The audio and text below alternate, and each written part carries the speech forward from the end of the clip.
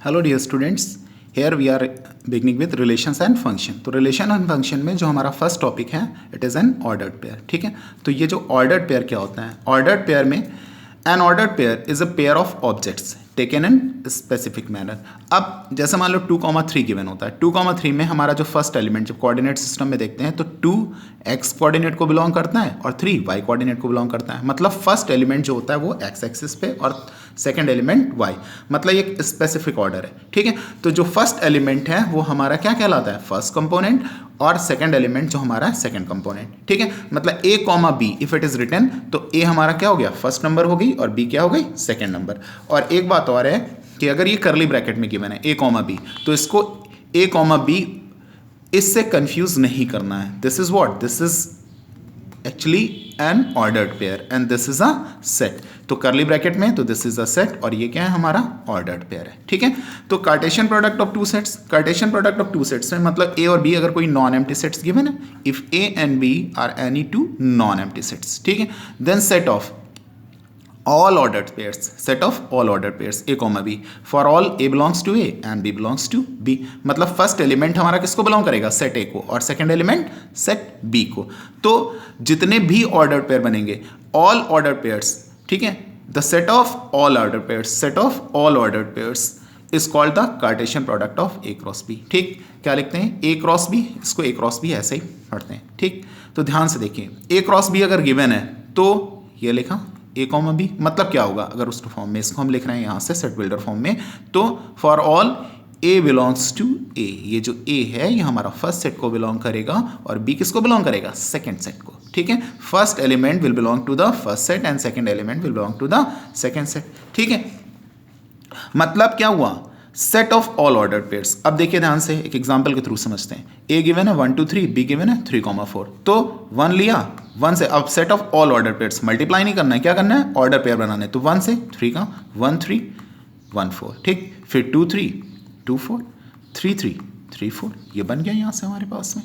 ठीक है, अब दूसरा उठाया, मान लो हमें बी क्रॉस ए चाहिए तो अब ये उठा लो, बी से ए को, तो 3 1 3 2 3 3 3 1 3 2 3 3, देन 4 1 4 2 4 3।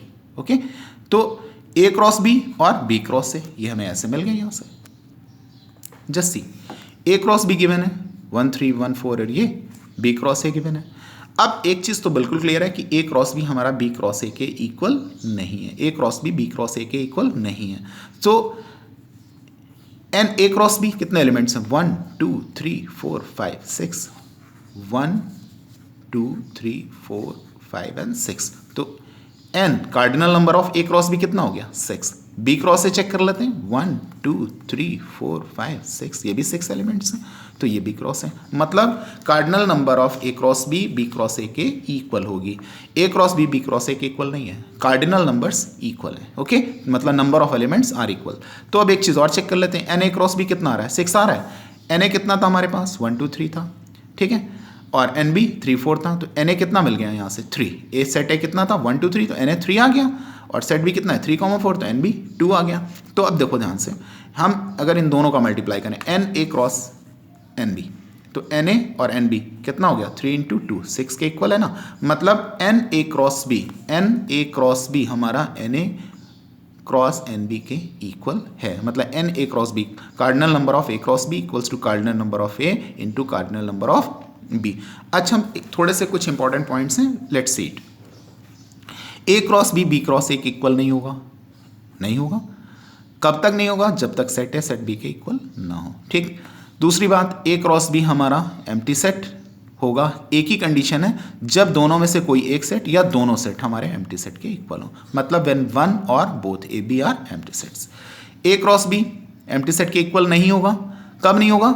दोनों में से कोई भी सेट एम्प्टी नहीं होना चाहिए, क्योंकि दोनों में से अगर एक भी सेट एम्प्टी हो गया तो ए क्रॉस बी एम्प्टी हो रहा है। ठीक है, अब A and B are non empty finite sets. अगर ए और B non empty finite sets हैं तो एन ए क्रॉस बी क्या होगा? एन ए और एन बी के इक्वल हो। अभी just you have read n A cross B. अच्छा, अगर मान लो इसको हमें 3 के इक्वल करना है, ए क्रॉस बी क्रॉस सी, ठीक, 3 सेट्स का चाहिए, तो इसकी फॉर्म देखो, ए बी सी लिखा, फर्स्ट एलिमेंट ए को, सेकंड बी को, थर्ड सी को, तो वही तो बोल रहा है, for all A belongs to A, B belongs to B belongs to C, nothing else. तो n A cross B cross C क्या होगा? N A n B n C, तीनों का cross product. Okay, we go through a question. If the order pairs x minus 1 y plus 3 and 2 x plus 4, ये equal given है। Equal given है मतलब first element हमारा first element के और second element के इक्वल होगा। दो ऑर्डर पेयर हैं, दोनों का भी इक्वल होंगे जब इसका फर्स्ट एलिमेंट इसके फर्स्ट एलिमेंट के और इसका सेकंड एलिमेंट के इक्वल गिवन है। तो क्या किया, x माइनस 1 को 2 के इक्वल कर लिया, x माइनस 1 को किसके इक्वल कर दिया, 2 के। ठीक है, x माइनस 1 2 के इक्वल और y प्लस 3 4 के इक्वल। x माइनस 1 2 के इक्वल हुआ, x 3 हो गया और y प्लस 3 x प्लस 4 के इक्वल है। x की वैल्यू हमें पता है 3 रख दी भाई, यहाँ ले गया माइनस हो गया 1 हो गया, तो y equals to x plus 1 then y equals to 3 plus 1 4 आ गया। ठीक, सेकंड क्वेश्चन देखते हैं। Find x comma y if x square minus 3x y square plus 4y किसके इक्वल है, माइनस 2 कॉमा 5 के। Then x square minus 3x minus 2 के equal हो गया, फर्स्ट एलिमेंट फर्स्ट के, ठीक है, सेकंड एलिमेंट सेकंड के। तो यहाँ से ये इक्वल हो गया, वाई स्क्वायर प्लस 4y 5 के इक्वल हो गया। तो x square minus 3x plus 2 0 और ये इसको फैक्टराइज किया, x की वैल्यू मिल गई हमें 1,2, y की वैल्यू मिल गई 1,-5। ठीक, मान लो 3 सेट्स के मल्टीप्लिकेशन पे, वो मतलब कार्टेशियन पे बोल रहे हैं आपको, a गिवन है, b गिवन है और c गिवन है, a cross b cross c। तो क्या करेंगे 1 2 0, तो 1 2 0, फिर दूसरा उठाया 2 2 0। ठीक है, पहले सॉरी 1 ही पूरा कर लें, 1 2 0 1 3 0, फिर 2 उठाया 2 2 0, फिर 2 3 0, complete. Just see one more example. P given है, x such that x less than 3 और x नेचुरल नंबर को बिलोंग कर रहा है। Q को इस सेट दे रखा है, x such that x less than और इक्वल टू 2 और होल नंबर्स को बिलोंग कर रहा है। हमसे बोल रहा है P यूनियन Q और P इंटरसेक्शन Q, मतलब P union Q cross P intersection Q चाहिए। तो पहले निकालें तो तब तो उसका क्रॉस प्रोडक्ट चाहिए होगा, मतलब कार्टेशियन प्रोडक्ट। तो P कितना गिवन है 1,2, कैसे निकलेगा, लेस देन 3 नेचुरल नंबर, तो 3 से छोटी नेचुरल नंबर क्या होगी 1 और 2 तो होंगी।